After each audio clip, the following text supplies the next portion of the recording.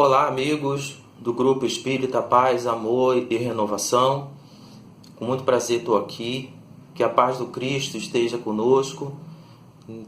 Que a gente esteja sob o olhar amoroso de Maria de Nazaré. E fui convidado hoje pela Cíntia, pela Karina, a realizar uma conversa, um estudo. E nós vamos falar sobre o Cristo Consolador, que está no Evangelho segundo o Espiritismo, capítulo 6. É com muito prazer que estou aqui. Meu nome é Wagner Cardoso. Eu sou do Grupo Espírita Maria de Nazaré, da cidade de Rio Bonito. Então, iniciando o nosso estudo, quando eu estava me preparando, estudando, me lembrei que há 2000 anos atrás, com o advento da segunda revelação, quando o Cristo esteve entre nós, que o Cristo veio nos ensinar o amor, veio falar para nós da vida espiritual, do reino de bem-aventurança que Ele estava preparando para nós. E que para atingirmos a felicidade, a bem-aventurança que Ele prometeu, que Ele era o caminho, a verdade e a vida. Que Ele prometeu para todos nós, que se seguirmos as suas palavras, o jugo seria suave e o fardo seria leve. Então é nesse estudo de hoje, nesses momentos tão difíceis da pandemia, isolamento social, tantas dificuldades, as pessoas estão realmente muito ansiosas, nervosas, é natural. Que possamos encontrar no estudo de hoje um consolo. Porque o Cristo, quando Ele, no final da sua missão, quando Ele retornou para os planos espirituais, Ele falou aos apóstolos de que Ele estava voltando para o Pai, que Ele estava voltando para Deus, mas que Ele iria pedir a Deus, nosso Pai, que Deus permitisse que fosse enviado até nós o Espírito de verdade, o Consolador, um que fosse falar tudo claramente. Porque Ele, o Cristo, nos disse que Ele não pôde falar as coisas com muita clareza devido à dureza dos nossos corações, mas que Ele iria pedir, e que o Espírito de verdade iria estar entre nós, e que a gente iria estar com Ele para sempre, e que nós teríamos tudo esclarecido, tudo às claras. E há 164 anos atrás, no advento da terceira revelação, quando os Espíritos se fizeram perceber em todo o planeta, não só na França, em Paris, mas em várias regiões do mundo, os Espíritos começaram a se comunicar, a revelar para nós de que a vida continua, de que a vida verdadeira está no plano espiritual, e que as mensagens que foram recebidas através das mesas girantes, as primeiras psicografias, materializações, tudo para nos revelar a vida espiritual. E Allan Kardec, ele recebeu a incumbência de codificar e preparar tudo para nós. E esse irmão tão especial e querido, que Deus o abençoe onde ele estiver, que Allan Kardec, ele vendo na sua terceira obra, o Evangelho segundo o Espiritismo, Allan Kardec, ele se retira de Paris. Ele vai até uma região litoral do mar, para que as energias salutares do mar pudessem trazer tranquilidade, serenidade, para que ele, em suas meditações, pudessem codificar, preparar o Evangelho segundo o Espiritismo. Esse livro que tem várias mensagens contidas nos Evangelhos, das cartas de Paulo, mensagens belíssimas, mensagens de espíritos superiores que vieram fazer uma interpretação mais clara das passagens das parábolas evangélicas, nos ajudando a entender o que o Cristo deixou para nós. E no capítulo 6, Allan Kardec coloca o Cristo Consolador. Mensagens para realmente nos ajudar a trilharmos essa vida num planeta de expiação e provas, uma vida que não é fácil, mas não é impossível. Vamos vencer. Estamos aqui passando por esse momento da pandemia, do isolamento social, um momento de transição planetária, onde tudo está muito acelerado, mas temos a doutrina espírita, temos o Cristo para nos consolar. E vamos ver que Allan Kardec colocou no Evangelho, segundo o Espiritismo, no capítulo 6, no seu primeiro item, o jugo leve. E está registrado em Mateus, no capítulo 11, versículo de 28 a 30. Vinde a mim, todos vós que estáis aflitos e sobrecarregados, que eu vos aliviarei. Tomai sobre vós o meu jugo e aprendei comigo, que sou brando e humilde de coração. E achareis repouso para vossas almas, pois é suave o meu jugo e leve o meu fardo. Isso está em São Mateus.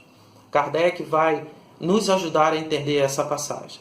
E Kardec diz assim: todos os sofrimentos, misérias, decepções, dores, perda de seres amados, encontram consolação em a fé no futuro e em confiança na justiça de Deus, que o Cristo veio ensinar aos homens. Então, logo no primeiro parágrafo, Kardec vem nos lembrar que essas duas verdades, a fé no futuro e a confiança na justiça divina, foi o que Jesus trouxe para nós.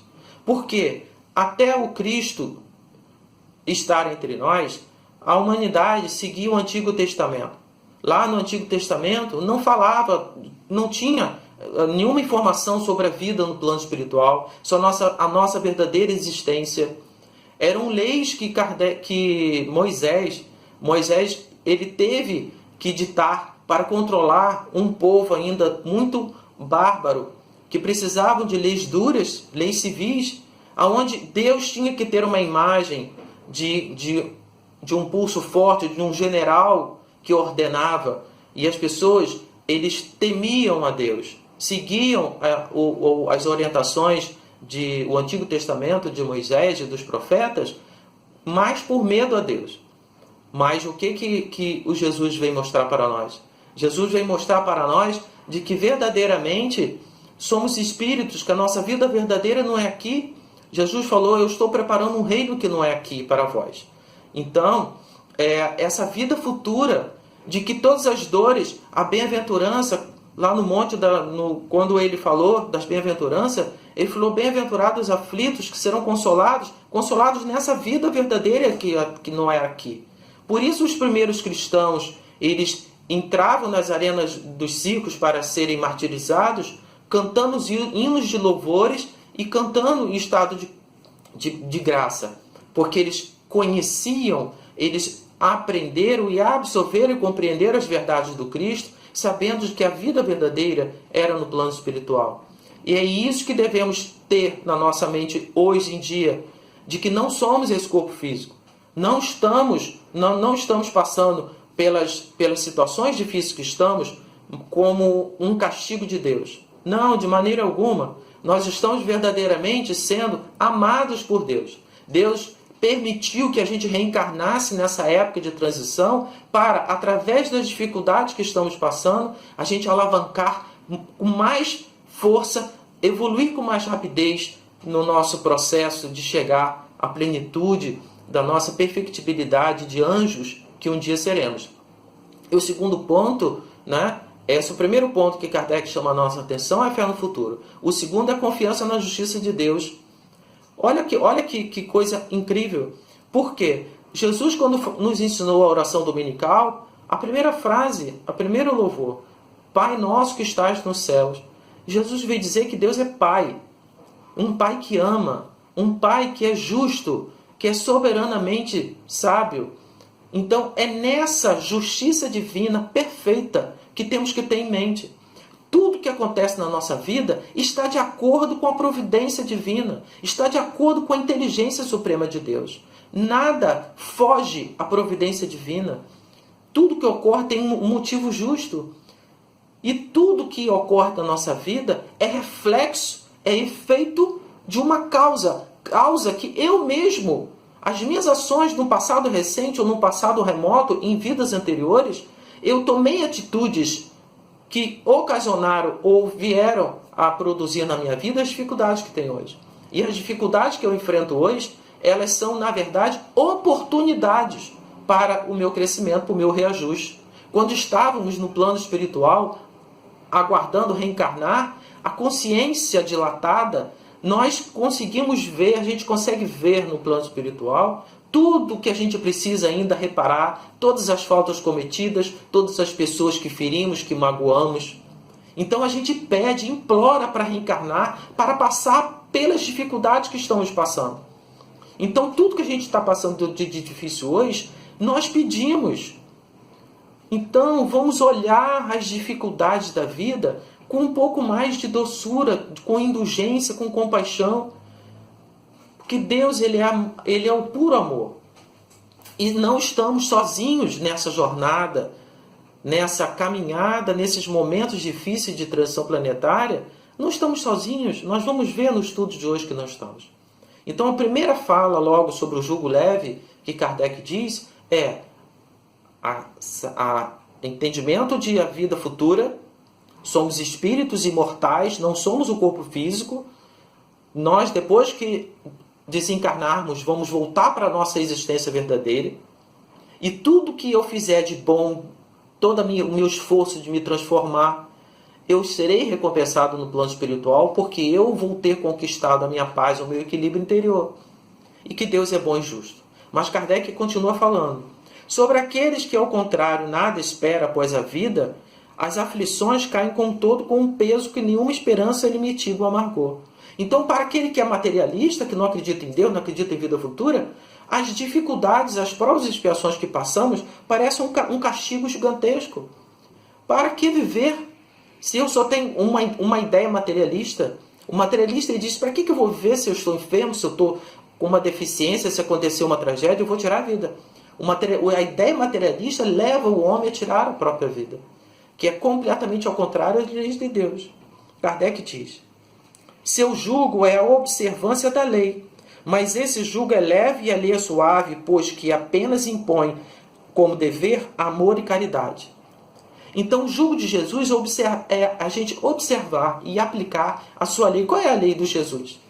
É o Evangelho. É a gente estudar, compreender e assimilar os textos evangélicos. Que a gente possa entender que duas coisas Jesus nos pede só. Se a gente conseguir fazer essas duas coisinhas, né? Jesus pediu que a gente fizesse duas coisas. Se a gente observasse e praticasse essas duas coisas da sua lei, nós atingiríamos, nós vamos chegar a essa plenitude, nós vamos chegar a essa bem-aventurança, que é o amor e a caridade. Amor, nós vamos ver mais à frente. Será que é o amor que Jesus falou? É esse amor que a gente vive agora, momentâneo? O nosso estágio evolutivo que estamos, nós já conseguimos amar. Nós já temos uma certa quantidade de amor em nós. Mas o amor que a gente pratica, que a gente sente, ainda tem um pronomezinho antes. O meu. Eu amo o meu filho. Eu amo a minha casa espírita. Eu amo o meu amigo. Eu amo o meu marido. Eu amo a minha vida. Mas o amor que Jesus falou é um amor incondicional. Sem pronome antes. Quando eu olhar para um filho que chega na minha casa e meu coração pula e eu sinto aquela alegria de vê-lo. Quando eu olhar para um estranho na rua, para um caído, para um doente, para um infeliz, para qualquer pessoa que eu encontrar e eu sentir a mesma alegria, é porque eu estou chegando perto do amor ágape, do amor incondicional que Jesus pediu que tivéssemos. E nós vamos encontrar na vida, na biografia dos espíritos que encarnaram e exemplificaram para nós, esses espíritos de luz como Francisco de Assis, Madre Teresa de Calcutá, Irmã Dulce, Chico Xavier, Bezerra de Menezes, nós vamos olhar e observar que eles tinham algo em comum. Eles sentiam esse amor pleno por todas as criaturas. Por todos, por todos. Eu outro dia estava lendo uma biografia de Dr. Bezerra de Menezes. Ele era conhecido como o médico dos pobres. Nós já ouvimos falar isso muitas vezes. Mas um detalhe que eu não sabia. Dr. Bezerra ele se formou médico com 26 anos, na cidade do Rio de Janeiro. Ele morava numa pensão na Zona Norte. Ao lado da pensão tinha um terreno com uma árvore grande. Ele atendia embaixo dessa árvore, de graça, os pobres, os moradores em estado de rua, os órfãos, os escravos, os idosos, sem cobrar nada. Ele, com 26 anos, ele recebeu o título pela própria população de um médico dos pobres. Muito antes de conhecer o espiritismo, muito antes dele ser espírita, ele já era um médico amoroso e amado por todos. Um jovem de 26 anos. Então, são esses espíritos que já entenderam o que o Cristo nos revelou com relação ao amor. Mas amar basta? Não. Nós precisamos ser caridosos, amorosos. Nós temos que ter o espírito de serviço. Espírito de serviço é que a gente, em todos os momentos, aonde estivermos, nós temos que estar com nossos olhares mais educados de observar se algo ou alguém ao nosso redor está precisando de algum auxílio. É quando a gente ajuda as pessoas com tanta naturalidade, com tanto amor, com tanta dedicação, que a gente nem percebe que está fazendo. É quando a gente faz algo por alguém espontaneamente, depois a pessoa vem agradecer, isso mas eu fiz isso. É porque já faz parte da nossa vida. Então, para que o Evangelho se torne um jugo leve e suave na nossa vida, para que a gente consiga evoluir, aproveitar a nossa encarnação, vamos olhar com um pouco mais de amor para todas as pessoas, principalmente aqueles que nos agridem, que não nos entendem, que não nos compreendem. Vamos ser indulgentes, amorosos e vamos procurar ter mais boa vontade de ajudar e servir a todo o nosso redor. Um outro momento do Evangelho, capítulo 6, ele vai falar sobre o Consolador prometido. E Allan Kardec separou a mensagem que está registrada em João, capítulo 14, versículos 15, 17 e 26, onde está escrito: Se me amais, guardai os meus mandamentos, e eu rogarei a meu Pai, e ele vos enviará outro Consolador, a fim de que fique eternamente convosco, o Espírito de verdade, que o mundo não pode receber, porque não vê e absolutamente o não conhece. Mas, quanto a vós, conhecê-los-eis, porque ficará convosco e estará em vós. Porém, o Consolador, que é o Santo Espírito, que o meu Pai enviará em meu nome, vos ensinará todas as coisas e vos fará recordar tudo o que vos tenho dito. Então, Jesus, como eu já havia dito no início da minha fala, Jesus prometeu que iria mandar para nós o Espírito de verdade e que ele estaria conosco. E Kardec vai comentar essa fala do Cristo. Jesus promete outro Consolador, o Espírito de verdade, que o mundo ainda não conhece por não estar maduro. Faltava na época do Cristo ainda ser desenvolvido a ciência. A parte intelectual do homem estava muito obtusa, muito fechada. Muitas coisas que o Espiritismo vem nos revelar sobre o corpo espiritual, perispírito, centro de força, duplo etéreo, fluido cósmico universal, sobre materializações, psicografias, telepatia, transmissão do pensamento, magnetismo. Todas essas coisas Jesus não tinha como falar. O povo não tinha condições de compreender. Observando que Allan Kardec tinha 50 anos quando ele começou a obra dele da codificação. E ele, desde os 20 anos que ele estudava magnetismo, então toda a parte, ele era um cientista. Ele estudou química, física, magnetismo. Ele tinha bagagem de conhecimentos científicos para poder trazer a codificação. Por isso que nós tivemos que aguardar 1800 anos para que a ciência se desenvolvesse, para que o nosso lado psicológico e nosso intelecto tivesse mais maduro para receber o Espiritismo. Mas que bom que ele veio. Que bom que nos desenvolvemos, né? E Kardec continua: o Consolador que o Pai enviará para ensinar todas as coisas e para relembrar o que o Cristo havia dito. Se o Espírito de verdade tinha de vir mais tarde ensinar todas as coisas, é o que o Cristo não disse tudo. E é isso que eu estava falando. Kardec está comentando. O Cristo não teve como falar claramente. Mas olha a inteligência suprema do Cristo. Jesus, ele falou tudo o que ele tinha que revelar para nós, em forma alegórica, em forma de germe, uma sementinha do pensamento. O Espiritismo, na verdade, não veio trazer uma lei nova. O Espiritismo veio esclarecer os pontos que Jesus falou de forma figurada. Mas tudo está lá no Evangelho. Tudo que a gente precisa saber, o Cristo nos ensinou. E agora a gente tem a oportunidade com o Evangelho segundo o Espiritismo de entendermos com mais clareza a sua palavra. O Espiritismo vem, na época predita, cumprir a promessa do Cristo, presidiu isso o Espírito de verdade. O Espiritismo chega aos homens, chama aos homens a observância da lei, ensina todas as coisas fazendo compreender o que Jesus só diz em parábolas. Então Kardec está dizendo que o Espiritismo vem cumprir as leis, né? O Espiritismo vem abrir os olhos e os ouvidos, porquanto fala sem figuras nem alegorias. Vem finalmente trazer a consolação suprema aos deserdados da terra e a todos os que sofrem, atribuindo calma justa e fim útil a todas as dores. Olha só, essa frase tem tudo a ver com o que estamos passando agora. O Espiritismo veio trazer claramente, veio interpretar as figuras de linguagem do Cristo, e o Espiritismo veio trazer para nós a consolação suprema, fazendo com que a gente entenda uma causa justa de todas as coisas e um fim útil para tudo. Tudo que acontece conosco tem uma utilidade.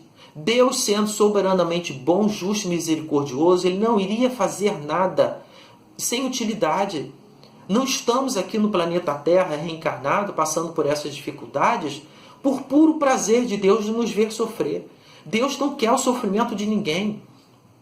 Toda dor que nós estamos passando é fruto das nossas ações, não de Deus. E o Espírito Deus é tão perfeito, tão amoroso, que permitiu que os espíritos superiores se fizessem presente entre nós para nos ajudar a compreender a utilidade das dores. Então, se eu estou passando por uma dor, eu tenho que entender. E eu tenho que ter a humildade de buscar na doutrina espírita o entendimento. Senhor, se eu estou passando por essa dificuldade, tem um motivo. Certamente, essa dor está chamando a minha atenção para que eu faça a minha reforma íntima, como Santo Agostinho nos orienta na questão 919A do Livro dos Espíritos, que ele diz que a gente deve procurar fazer a nossa reflexão diária e a gente deve sempre buscar o que eu preciso aprender com essa dor. Porque normalmente quando a dor bate à nossa porta, quando acontece alguma vicissitude, alguma coisa que vá trazer sofrimento para nós, a gente diz, por que, Senhor, que eu estou passando por isso? Quando a gente diz isso, por que a gente está questionando Deus? Não vamos questionar mais Deus. Nós espíritas sabemos que Deus é soberanamente bom, justo e misericordioso, que tudo tem uma causa justa, tudo tem uma utilidade. Eu tenho que fazer uma reflexão e pensar, o que eu preciso aprender? O que eu tenho que fazer para mudar esse quadro que eu me encontro? Certamente eu tenho que mudar algo em mim. Eu mudando a maneira de ver a vida, eu mudando a maneira de agir, quando eu consigo elevar o meu pensamento e buscar na doutrina espírita o entendimento e evoluir, mudar, me transformar, fazer a minha transformação moral, eu vou começando a me transformar num verdadeiro cristão, que é o que o Cristo quer. Que a gente realmente se transforme em cartas vivas do seu Evangelho, como Paulo de Tarso falou para nós nas suas epístolas. Mas Kardec continua dizendo, disse o Cristo, bem-aventurados os aflitos, pois que serão consolados. Mas como há de alguém sentir-se ditoso por sofrer, se não sabe por que sofre? O Espiritismo mostra a causa dos sofrimentos nas existências anteriores e na destinação da Terra, onde o homem espia o seu passado. Mostra o objetivo dos sofrimentos, apontando-os como crises salutares que produzem a cura e como meio de depuração que garante a felicidade nas existências futuras. Então, olha o que Kardec diz, que todas essas dificuldades que passamos, esse momento de quarentena, isolamento social, é uma crise, todos nós sabemos. Mas toda crise ela é salutar. É uma crise para nos ajudar a repararmos as nossas imperfeições, a repararmos os nossos erros, para que a gente consiga compreender os nossos erros e buscarmos, corrigi-los. E isso vai fazer com que eu resgate, eu conseguindo ver os meus erros, eu conseguindo mudar, eu vou conseguir resgatar, eu vou conseguir me livrar da consciência de culpa, mágoa, remorso, e eu vou me sentir muito mais leve. Por isso que o Evangelho e o jugo do Cristo é leve. Porque quando eu entendo a necessidade do perdão, quando eu me perdoo, quando eu consigo me ver, quando eu tenho a humildade de olhar para mim e ver as minhas imperfeições. Puxa, eu sou ciumento, eu sou orgulhoso, eu sou vaidoso, eu sou egoísta. Eu não quero mais, Senhor, me ajude a mudar isso. Eu hoje estou passando pelas dificuldades que estou passando, porque eu fui muito arrogante, eu fui soberbo, eu fui no passado, eu agi mal. Então eu reconheço as minhas faltas e eu quero mudar, Senhor. Eu quero mudar. É esse sentimento de nos ver, de querer mudar, que vai fazer com que a nossa vida futura seja muito melhor. Porque eu vou estar me transformando. Mas Kardec continua dizendo: o homem compreende que merece sofrer e acha justo o sofrimento. É o que falamos. Sabe que o sofrimento, né? Sabe que este lhe auxilia o adiantamento e o aceita sem murmurar. Este é o ponto-chave do nosso estudo de hoje. Passarmos pelas dificuldades que estamos passando nessa época de transição planetária, né? Onde o isolamento social traz tanta angústia, mas devemos estar resignados perante a dor. Temos que estar resignados perante todas as vicissitudes que acontecem na nossa vida. Não podemos murmurar, porque sabemos, estudando a doutrina espírita e o evangelho, a gente entende que tudo que acontece conosco tem um motivo justo. Se é justo, eu não devo reclamar, não devo murmurar.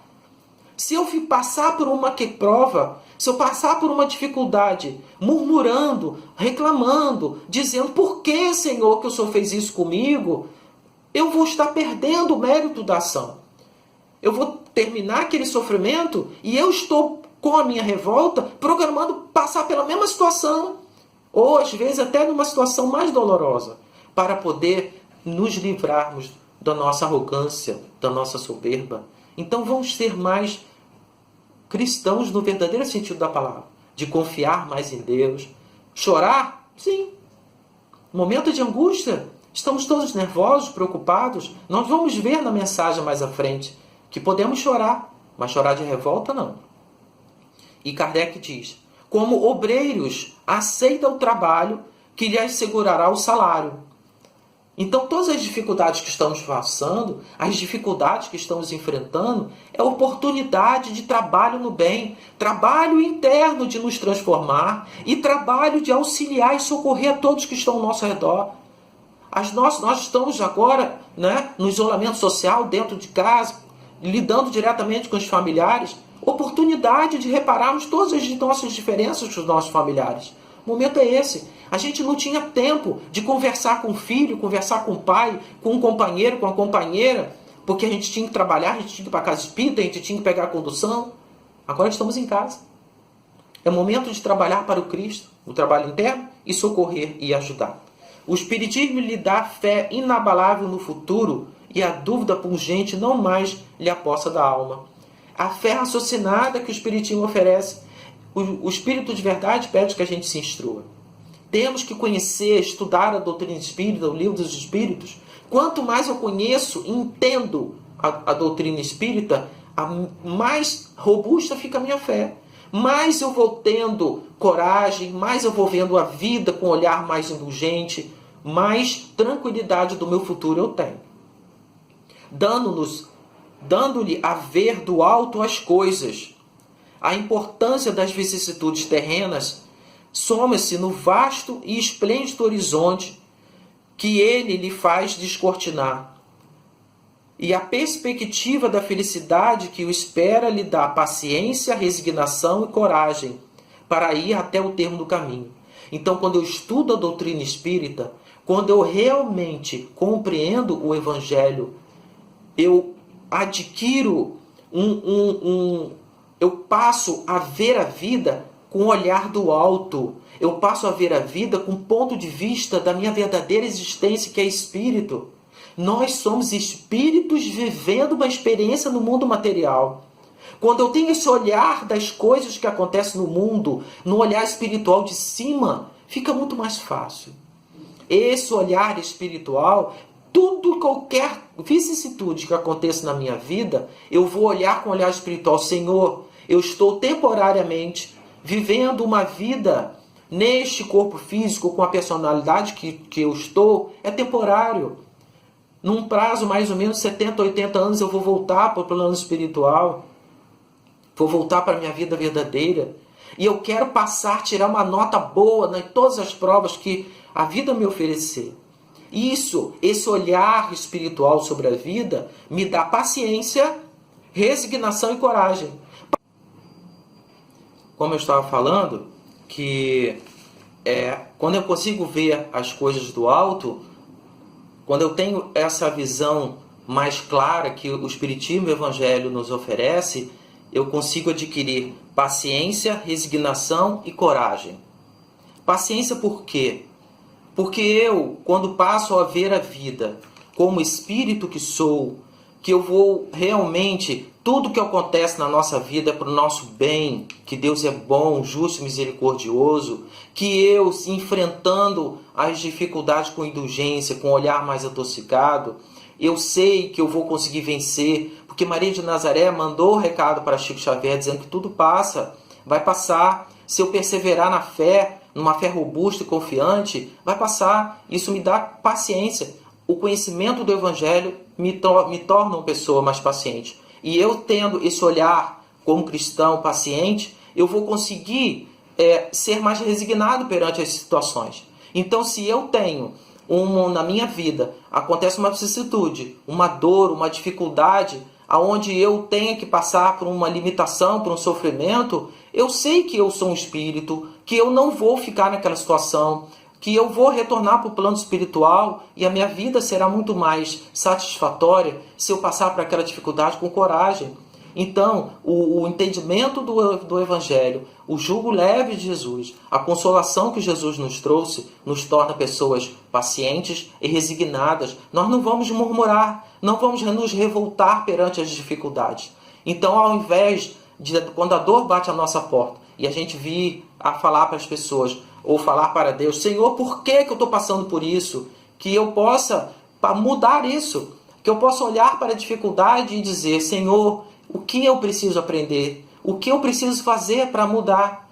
Me ajude a compreender os meus erros para que eu mude o estado que eu me encontro atualmente.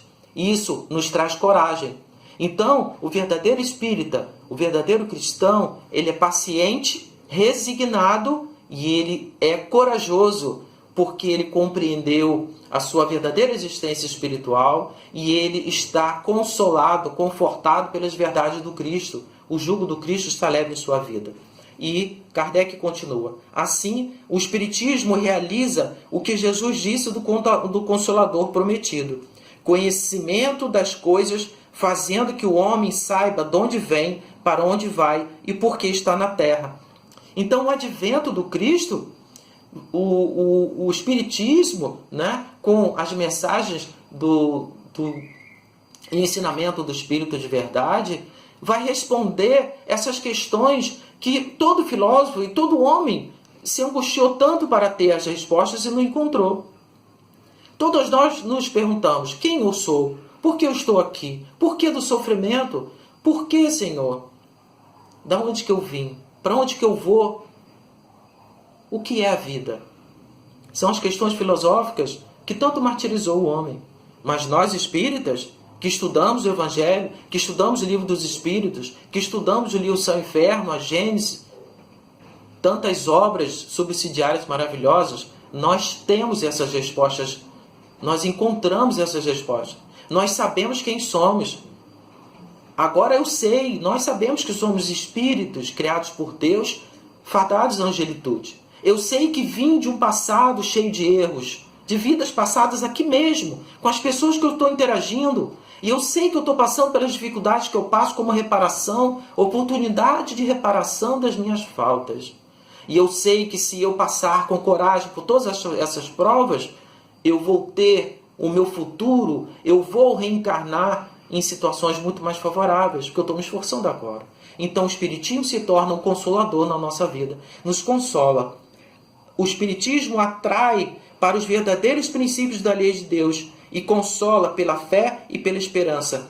As leis de Deus, onde estão as leis de Deus? Livro dos Espíritos, terceira parte, leis morais. São 10 as leis morais que os espíritos nos esclareceram com as perguntas de Kardec, que precisamos estudar as leis morais. Porque através dela, da lei natural, o conjunto delas todas é a lei natural. A lei natural é a lei de Deus que foi nos dada para a nossa felicidade. Que a gente sofre quando dela se afasta. Então, quando as dores que estamos passando agora, é porque a humanidade se afastou das leis naturais no passado recente ou no passado remoto. E essas leis estão na minha consciência. Mas eu preciso estudar para tomar posse delas, para eu conseguir botar em prática esses conhecimentos. Bem, nós vamos ver uma mensagem na conclusão do Livro dos Espíritos, de Santo Agostinho, onde ele diz que a doutrina espírita mesmo os que nenhum fenômeno tem testemunhado, dizem, à parte esses fenômenos, a filosofia que lhes explica o que nenhuma outra me havia explicado. Nela encontro, por meio unicamente do raciocínio, uma solução racional para os problemas que os mais alto grau interessam. Ela me dá calma, firmeza, confiança, livra-me dos tormentos da incerteza. Então, quando eu estudo a doutrina espírita, quando eu conheço a sua filosofia, Santo Agostinho afirma que traz calma, firmeza, confiança, livra-me do tormento. Então, que eu preciso conhecer a doutrina espírita não pelos fenômenos. Muitas pessoas procuram a doutrina espírita para ver como é que é a mediunidade, para receber uma psicografia, para ler os romances. Tudo é válido. Mas o mais importante que a doutrina espírita trouxe para nós é a possibilidade do conhecimento. Temos que estudar a sua parte científica, filosófica, para que com isso a gente se moralize.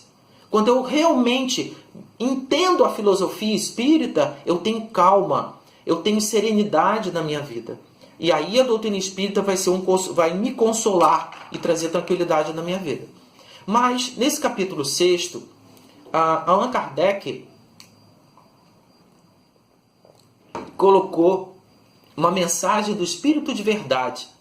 E vamos ler alguns trechos, estudar essa mensagem do Espírito de Verdade, do advento do Espírito de Verdade. E ele diz assim: venho como outrora aos transviados filhos de Israel, trazer-vos a verdade e dissipar as trevas. Escutai-me.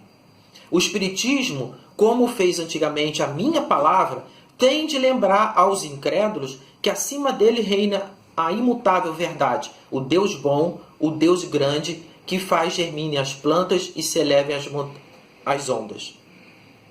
Relembrei a doutrina divinal. Meu Pai não quer aniquilar a raça humana, quer que, ajudando-vos uns aos outros, mortos e vivos, isto é, mortos segundo a carne, porque não existe a morte, vos socorrais mutuamente.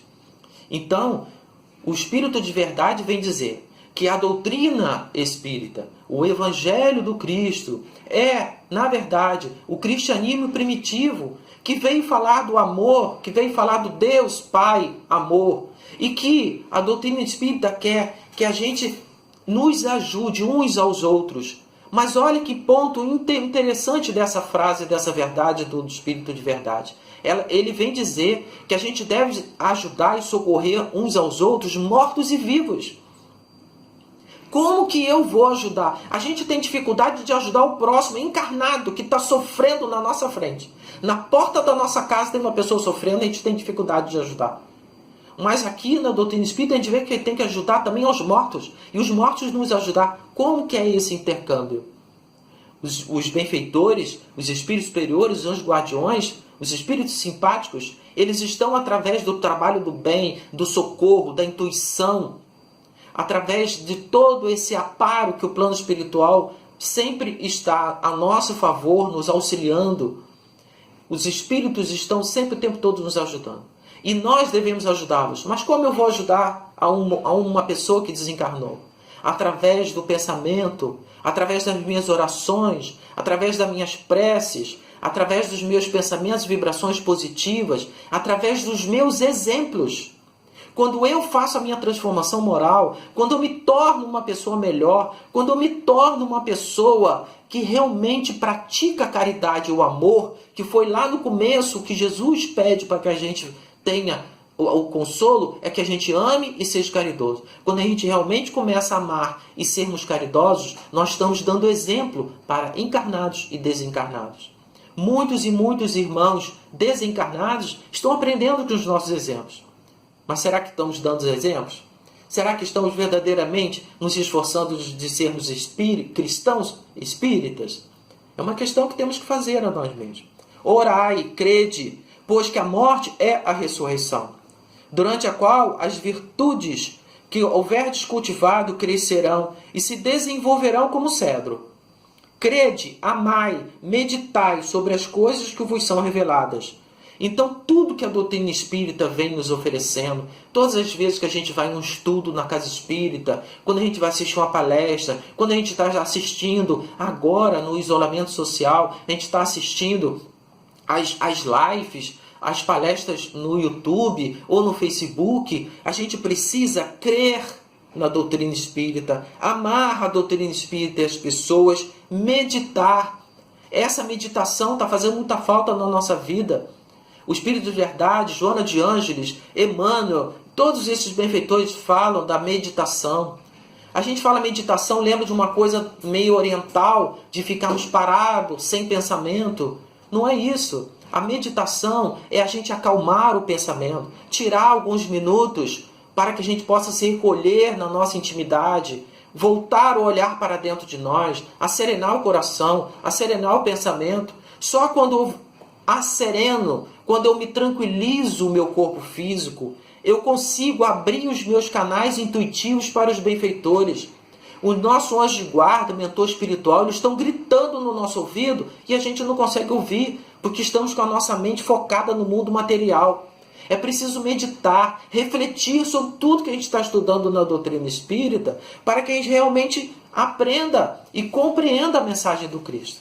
E o Espírito de Verdade continua: Espíritas, amai-vos, este é o primeiro ensinamento, instruí-vos, este é o segundo. Então, nós devemos nos amar muito, amar nós mesmos e amar a todos. Aquele amor que lá no começo eu estava falando, do amor incondicional, o amor que a gente deve ter por todas as pessoas, por todas as criaturas, e nos instruirmos, realmente lermos, conhecer a doutrina. E o Espírito de Verdade continua: venho dizer-lhes que eleve a sua resignação ao nível das suas provas, que chorem, porquanto a dor foi sagrada no Jardim das Oliveiras, mas que esperem, pois que também a eles os anjos consoladores lhes virão enxugar as lágrimas. Então, Jesus passou por aquele momento de muita dor, exemplificando para nós nessa figura de linguagem que eles levou, foi até o Monte das Oliveiras na véspera do seu momento da crucificação, e ele em estado profundo de oração, e ele conseguiu ali entrar em contato com tudo que tinha de mais sublime, e ele teve a presença dos anjos a consolar, e que os 3 apóstolos que estavam com eles dormiam, e Jesus falou: acorda tu que dormes, porque dormis, vigiai. Então, o Espírito de Verdade vem dizer que estamos passando por momentos difíceis. Se estamos angustiados, o peito apertado, opresso, chore, alivie, reconheça suas faltas. Vamos fazer a meditação, identificar em nós o que precisamos mudar e fazer a nossa reforma. Chore, bote para fora a dor, mas como alívio, um choro para lavar a alma, não um choro de revolta, choro de confiança, choro de reconhecimento, de arrependimento. Esse choro vai lavar a alma e o nosso anjo de guarda vai nos auxiliar a gente atingir a serenidade e a paz que ele prometeu. E o Espírito de Verdade diz: em verdade vos digo, os que vos carregam seus fardos e assistem aos seus irmãos são bem-amados meus. Então carregar os nossos fardos, não murmurarmos, não reclamarmos perante a dor o que estamos passando, fazermos a nossa transformação, amar plenamente a todos, encarnados e desencarnados, são os muito amados do Espírito de Verdade, os muito amados do Cristo. Sou o grande médico das almas e venho trazer-vos o remédio que vos há de curar. Então, o Espírito de Verdade diz que ele é o grande médico, como Cristo é o grande médico das almas. O Evangelho é o jugo, a gente quando compreende o Evangelho, coloca em prática A gente tem a vida suavizada, as dores suavizadas, porque nós estamos curando a verdadeira enfermidade, que é as imperfeições morais. Qual é a chaga da humanidade? O orgulho, o egoísmo. E quando a gente realmente bota o Evangelho em prática, quando a gente coloca Jesus no nosso coração, na nossa vida, nós estamos nos curando da verdadeira doença, que é o orgulho. Estamos adquirindo a abnegação, nós estamos adquirindo a fé robusta.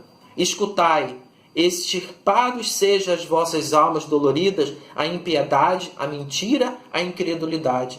Amai e orai, sede dóceis aos Espíritos do Senhor, invocai-o no fundo dos vossos corações. Então devemos amar plenamente a todos, devemos invocar nos momentos de meditação que eu falei, de interiorização, que eu possa buscar na presença dos benfeitores. Vamos orar a Deus, vamos orar ao Cristo, Maria.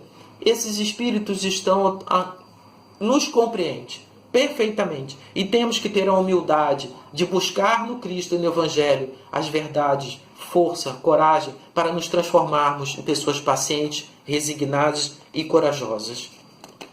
E para encerrar, uma última conhecimento, última pedaço. Eu não li toda a mensagem do Espírito de Verdade. Convido a todos que vão até o Evangelho segundo o Espiritismo e estudem o capítulo 6º do Evangelho, que é realmente maravilhoso e vai trazer a cura para as nossas dores.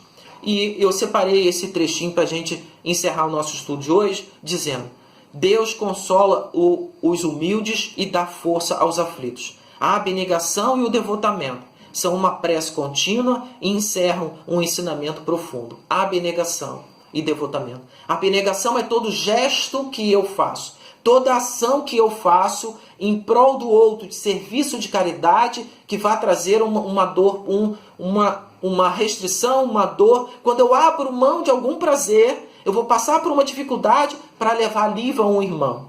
Quando eu passo por uma privação, por amor, com alegria de servir, eu estou sendo abnegado, eu estou vencendo o orgulho, eu estou me curando. Jesus, realmente o médico perfeito, está me curando. Então devemos buscar a abnegação e o devotamento. Que Deus abençoe a todos nós. Gratidão pela oportunidade desse estudo, de estarmos aqui.